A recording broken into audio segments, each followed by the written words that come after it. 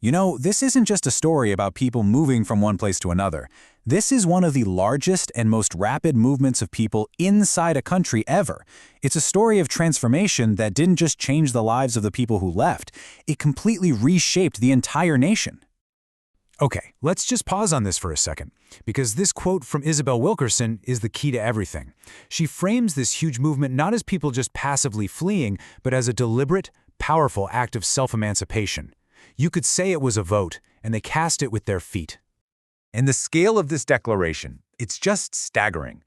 We're talking about 6 million African Americans leaving the rural South for a new life, all between 1910 and 1970.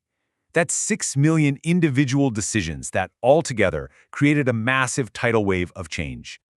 So, what would make literally millions of people leave everything they've ever known behind? Well, in this case, it was this really potent mix of desperation and hope. It really all boils down to two things: the push and the pull. On one hand, the South was actively pushing them out with this oppressive system of Jim Crow laws, racial terror, and economic bondage. Meanwhile, the North was pulling them in. World War I had basically stopped the flow of immigrant labor from Europe, and northern factories were desperate for workers. They were offering wages that were, sometimes double or even more than what you could make back home. But this was about so much more than just money. This quote, it just gets right to the heart of the fear. It shows you the daily, unpredictable terror that people lived with. This wasn't some distant threat. For people like Ida Mae Gladney, one of the main people in Wilkerson's book, this was a weekly reality. That constant fear, that was a powerful reason to get out. And on the economic side, you had this trap called sharecropping. Here's how it worked. At the end of the year, the landowner would subtract all the costs for seed, food, supplies, and more often than not, there was nothing left for the sharecropper. It was a system designed from the ground up to keep them trapped, bound to the land. Basically a modern-day serfdom. So, the decision is made. You're going. But how do you even get there? The journey itself was an incredible act of courage, and it was often filled with danger.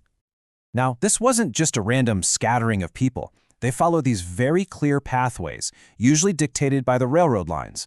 So if you were from Mississippi, chances are you were headed to Chicago. If you were from Georgia, you were probably looking at New York. People went where they already knew someone, creating these chains of migration that pulled entire communities north over decades. And this quote just perfectly captures what the train symbolized. For generations, that sound was the sound of escape. It was the physical link to a whole other world of possibility. It represented what the author Richard Wright called the warmth of other suns, a chance to live somewhere you weren't judged just by the color of your skin.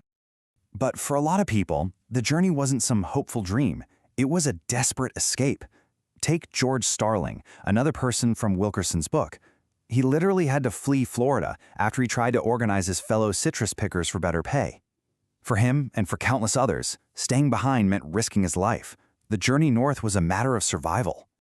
So they arrive in these northern cities, and it marks the beginning of a totally new chapter in a world that was radically different from anything they had left behind. Cities like Chicago, Detroit, and New York were completely transformed by this. They became the new epicenters of African American culture, hubs of political power and social change. But here's the crucial question. They had escaped the very specific horrors of the Jim Crow South, right? But what they found out pretty quickly was that racism wasn't just a Southern problem. The North had its own set of huge challenges. They ran straight into housing discrimination that packed them into overcrowded, segregated neighborhoods. They faced intense competition for jobs, which often led to a lot of resentment from the white working class. And all that friction, sometimes it just exploded into horrific violence, like the race riots you saw in Chicago in 1919 and Detroit in 1943. This is such a chilling but brilliant comparison. It makes it so clear that even though the methods of terror were different, the underlying rage and the scapegoating were tragically the same. The North wasn't some safe haven from racial hatred. It was just a different kind of battleground. But even with all these immense struggles, the impact that the Great Migration had on the United States was, well, it was nothing short of revolutionary. I mean, this chart really shows you the sheer demographic power of this movement. Just look at Chicago. It goes from around 44,000 in 1910 to over 1 million by 1970. That same pattern was repeated in cities all across the North, and it changed the face of urban America forever. And when you get this concentration of people in northern cities, it just ignites a cultural explosion. Southern culture came north and transformed. The jazz of New Orleans found a new home in Chicago. You get the Harlem Renaissance, which completely redefined black art and literature. The work of people like Toni Morrison, Richard Wright, the music of B.B. King. So much of what we think of as American culture has its roots right here, in this migration. And here's what's so important. It changed politics.